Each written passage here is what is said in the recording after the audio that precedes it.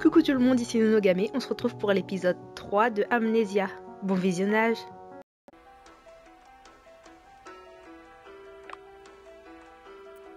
Il nous a vus et on avait deux choix. Soit on affrontait Baptiste, soit on reculait.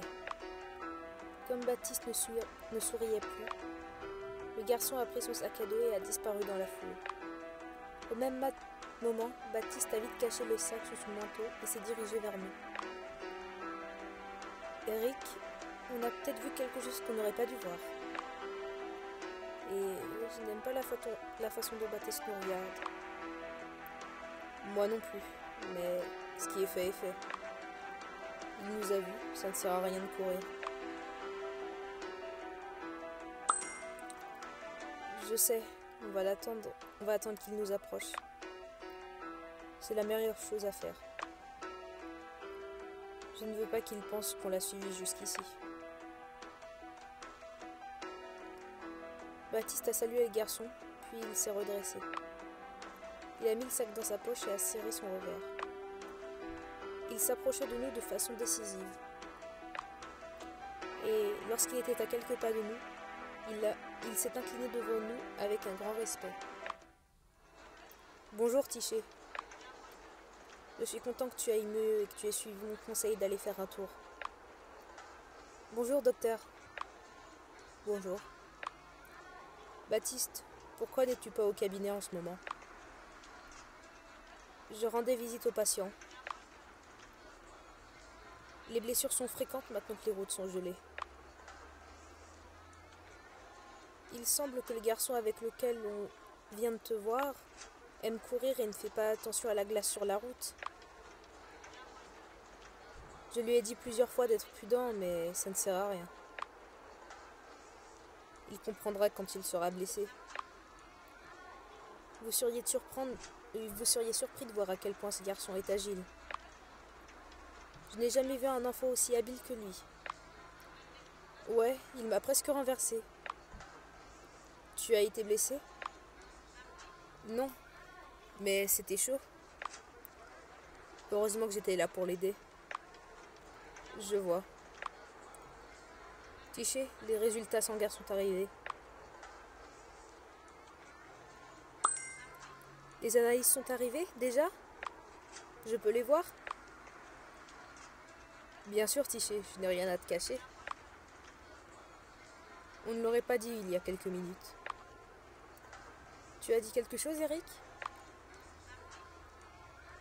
Je disais que ce serait bien si Tiché voyait ses résultats tout de suite. Oui, c'est vrai. On peut aller à ton cabinet tout de suite pour en parler ? Bien sûr, Tiché, j'espérais que tu dirais ça. Il m'a caressé les cheveux et m'a fait un sourire chaleureux. Cela m'a donné l'espoir que les nouvelles n'étaient pas si mauvaises après tout. Baptiste a ouvert la porte de son cabinet et nous a laissé entrer Eric et moi. Même si son cabinet était petit, l'espace était très bien utilisé. Il y avait le bureau de Baptiste, une armoire à pharmacie et un endroit séparé pour examiner les patients. Tu es probablement fier de ce bureau, docteur. Tout est si bien rangé. S'il te plaît, Tiché, appelle-moi Baptiste. Je ne dirais pas que je suis fière, mais j'aime que tout soit à sa place. Je suis venue à son bureau et j'ai remarqué qu'il n'y avait pas de photo de famille dessus. Asseyez-vous tous les deux. On n'a pas besoin de parler debout comme ça. Merci. Eric s'est assis sur une chaise à côté de moi tandis que Baptiste s'est assis en face de nous. Il nous a regardés en espérant qu'on commencerait la conversation. Eric m'a poussé du coude comme un signe que je devais commencer à parler. Docteur, je veux dire Baptiste, Eric et moi aimerions parler.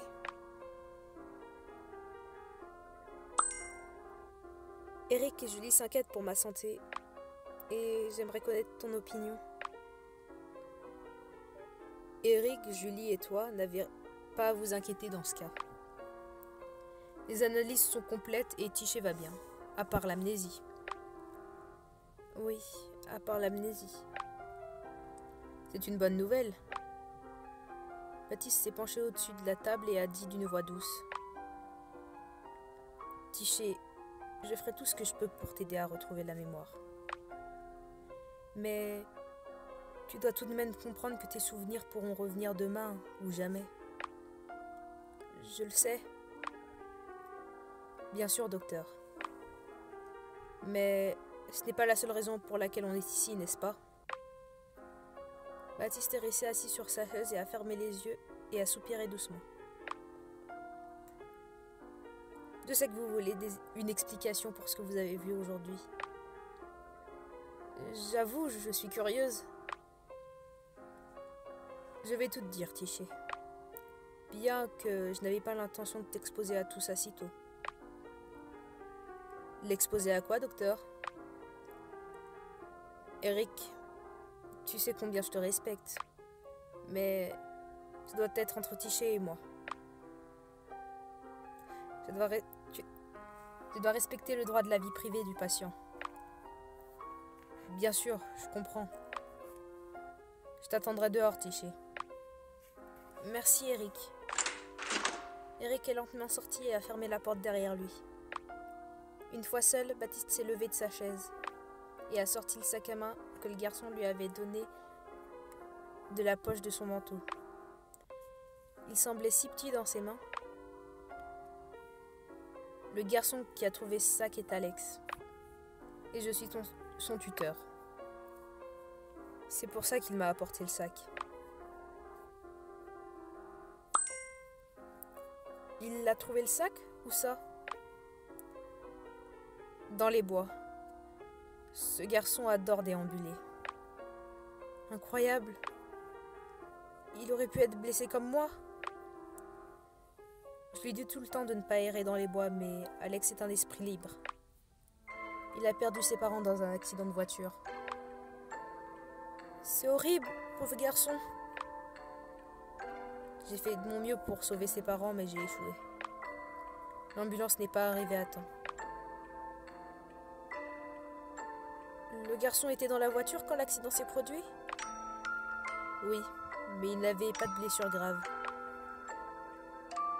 Cependant, c'était une expérience tellement traumatisante qu'il part rarement maintenant. Oh, c'est si triste. Parfois, je pense qu'il a survécu parce qu'il est adroit et très intelligent. Il est sorti de la voiture écrasé, blessé, mais vivant. Une histoire si étonnante et si triste, tout comme la mienne. Peut-être que ton histoire aura une fin heureuse grâce à Alex. Tu dis qu'Alex est allé dans les bois avec l'intention de trouver des indices? Oui, je n'aurais pas dû lui parler de toi. Les enfants font toutes sortes de bêtises.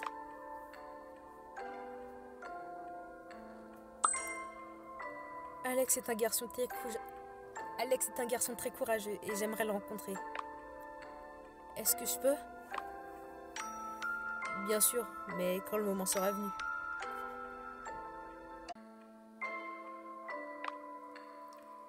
Il a un peu peur en ce moment. Il a probablement peur de moi ou d'Eric. Il a eu peur de moi aussi. Il pensait qu'il aurait des ennuis pour être allé dans les bois sans ma permission. Alors, tu ne vas pas le punir? Non, parce qu'il y a une chance qu'il nous ait fait une faveur en trouvant le sac. Je reliais les points dans ma tête. Et j'ai trouvé le seul lien possible entre le garçon et moi. Ainsi que la raison pour laquelle Baptiste a insisté pour qu'on parle seul. Si je comprends bien, ce sac pourrait être le mien.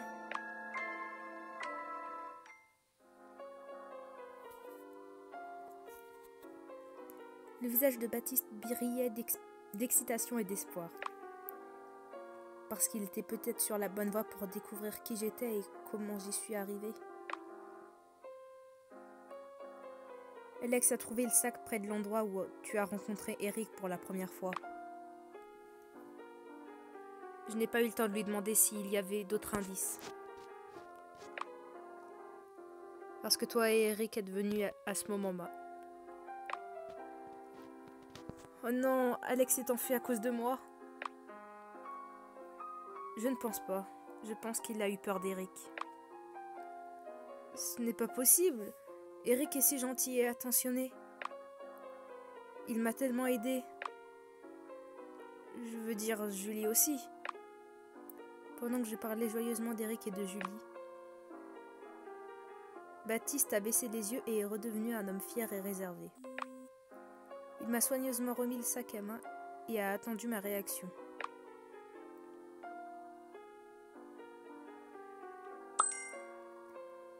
Je ne peux pas dire si ce sac est à moi. Rien de familier là. Tu es sûr ? Je ne suis plus sûre de rien. Il y avait d'autres objets personnels à part le sac à main ? Alex n'a pas eu le temps de me dire grand-chose. Mais ça pourrait valoir le coup de retourner à cet endroit. Je veux savoir comment je suis arrivée ici.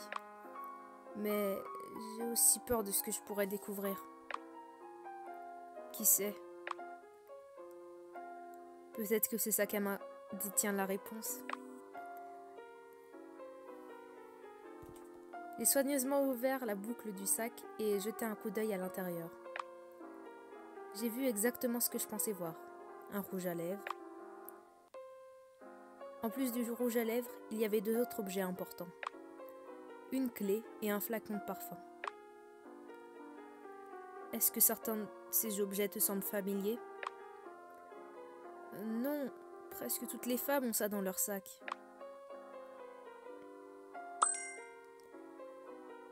Je sentais l'odeur douce du parfum quand j'ai ouvert le sac. Ça rendait la pièce très agréable.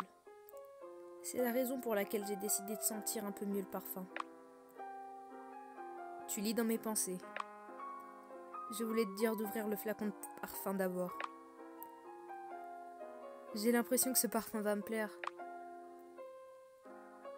Chaque nouvelle sensation, odeur ou son peut t'aider à retrouver la mémoire. Je le crois vraiment, docteur. Appelle-moi Baptiste, s'il te plaît. Son sourire m'a encouragée. J'ai ouvert le flacon et l'ai vaporisé dans l'air. L'odeur de jasmin s'est immédiatement répandue dans la pièce et, à chaque respiration, elle m'a fait remonter l'adrénaline jusqu'au cœur. Tiché, tu vas bien ? Je me souviens. Oui, je me suis souvenu. Il faisait nuit. J'étais dans une chambre d'hôtel, debout devant un miroir, admirant ma robe élégante. Je réparais mon maquillage quand mon téléphone a sonné, mais je l'ai ignoré. J'ai mis le parfum avant de quitter la pièce et je me suis regardée dans le miroir encore une fois, avec confiance. J'ai pris le sac à main de la table et j'ai quitté la pièce à la hâte. Seul mon téléphone et l'odeur du jasmin sont restés dans la chambre. Tiché, parle. De quoi tu te souviens ?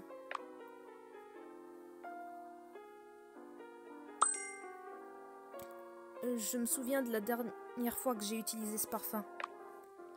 J'ai reconnu le sac aussi. C'est le mien. Je le savais.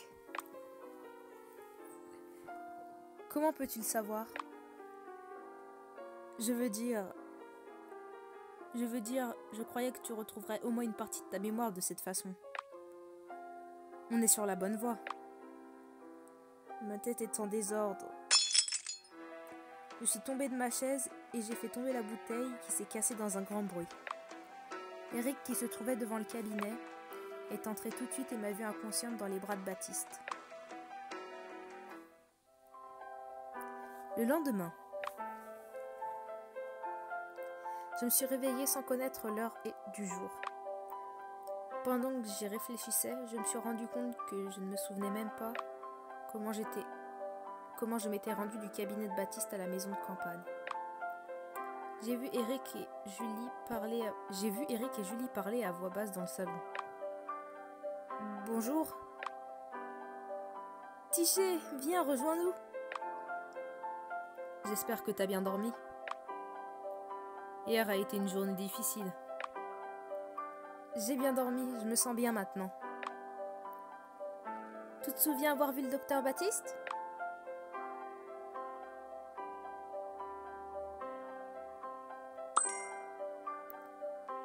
Oui, je me souviens de tout ce qui s'est passé dans le cabinet du docteur.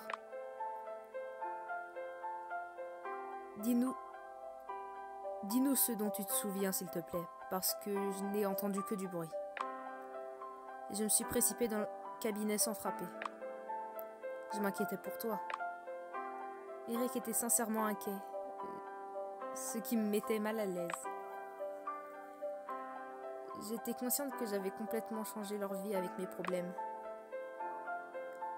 J'avais si peur quand j'ai vu Eric te porter dans ses bras alors que t'étais inconsciente. Oh, je suis si mal à l'aise avec toutes ces situations. Ne t'inquiète pas pour ça. Combien de fois je vais te le répéter? Eric et moi sommes heureux de t'aider. Baptiste m'a dit que votre conversation était confidentielle.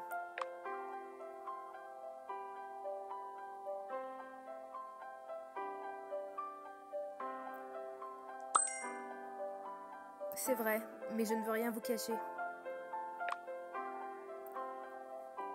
Il s'est passé quelque chose dans le cabinet qui t'a bouleversé. Julie a apporté du thé et des biscuits qu'elle avait préparés elle-même. Elle s'est assise sur le sol entre Eric et moi tout en me fixant avec inquiétude. Ils étaient silencieux et espéraient que je leur révélerais le secret du sac à main. Pendant que je réfléchissais à la façon de leur dire ce dont je m'étais souvenu dans le cabinet, quelqu'un a lourdement frappé à la porte. Julie a tressailli et s'est rapidement rendue à la porte d'entrée. Bonjour. Bonjour, Baptiste. Tu arrives juste à temps pour le thé et les biscuits. Bonjour. Merci, Eric. J'aimerais bien une boisson chaude. S'il te plaît, assis-toi. Je reviens tout de suite. Tiché, je sais que je n'ai pas appelé avant, mais je devais venir te voir et t'apporter ce que tu avais oublié au cabinet. Puis il a mis le sac devant moi. Oublié? Tiché, qu'est-ce que Baptiste essaye de dire?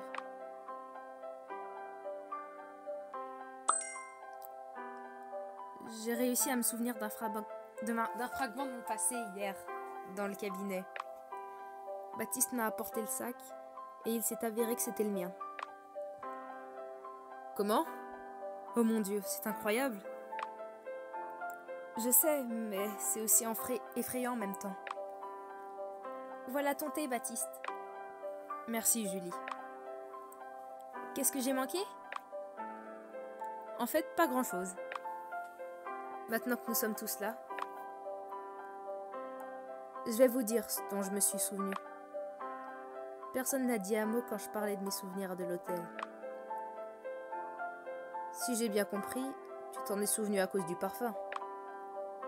De l'hôtel, de la robe de soir, et même du fait que tu n'aies pas pris ton téléphone avec toi.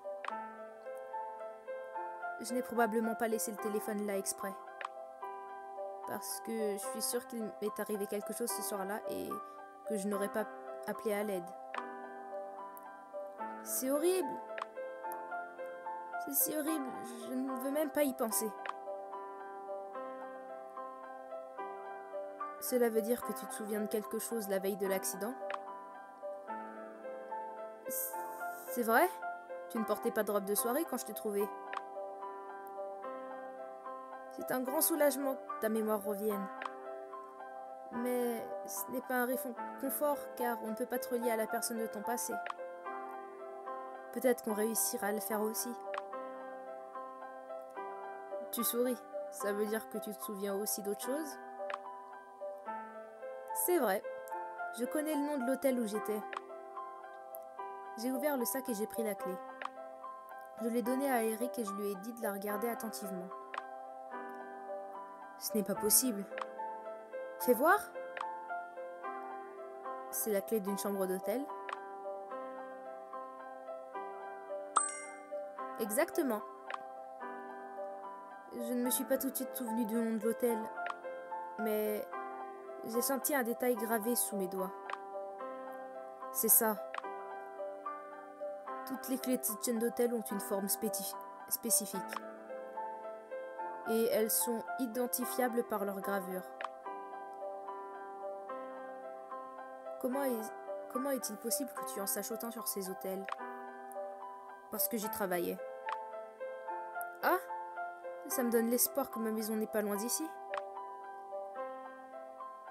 Et que ce n'est qu'une question de jours pour que quelqu'un me retrouve. Ce serait génial, mais je me souviens de l'époque où Eric travaillait là-bas. J'ai remarqué qu'ils regardaient tous les deux en bas et qu'ils ne voulaient pas me dire la vérité. Dites-le moi. Je suis désolée, Tiché. L'hôtel dont tu parles est fermé depuis plusieurs années. L'espoir de retrouver ma maison a été anéanti à ce moment-là. Comme une fragile bulle de savon.